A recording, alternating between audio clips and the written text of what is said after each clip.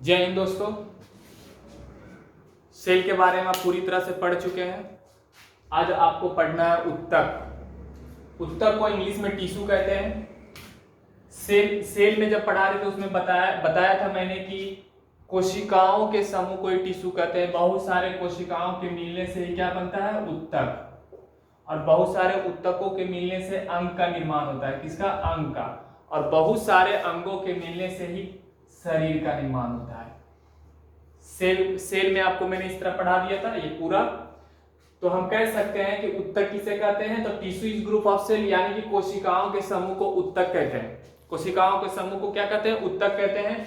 और उत्तक के अध्ययन को हिस्टोलॉजी कहा जाता है। उत्तकों के अध्ययन को क्या कहा जाता है? हिस्टोलॉजी कहा जाता है। ठीक है। अब देखिए टिश्यू जो है टिश्यू जो है चार प्रकार के होते हैं। पहला पेशीय उत्तक, जिससे हमारा मांसपेशियां बना होता है। ठीक है। दूसरा है तंत्रिका उत्तक, इंग्लिश में इसको न्यूरल टिश्यू कहते हैं, जिससे ब्रेन बना होता है। ठीक है। तीसरा होता है संयोजी उत्तक, कनेक्टिव टिश्यू, मतलब जो पूरे शरीर को कनेक्ट करके रखता है। ठीक है। और चौथा है उपकला टिश्यू, एडिपोज टिश्यू, जो कि चोट वोट लगने से हमें बचाता है। ठीक है। तो अब आते हैं एक एक करके सभी के बारे में डिटेल से पढ़ते हैं। पहले पेशीय उत्तक के बारे में पढ़ेंगे, जिसे मस्कुलर टिश्यू कहते हैं। दूसरा है तंत्रिका उत्तक, जिसको इंग्लिश में न्यूरॉन टिश्यू कहते हैं। तीसरा क्या है? संयोजी उत्तक, जिसको इंग्लिश में कनेक्टिव टिश्यू कहते हैं। और चौथा है उपकला टिश्यू, जिसको इंग्लिश में एडिपोज टिश्यू कहते हैं। ठीक है। अब इसके बारे में एक एक करके पढ़ते हैं। अगर स्क्रीनशॉट लेना है तो इसका स्क्रीनशॉट ले लीजिए।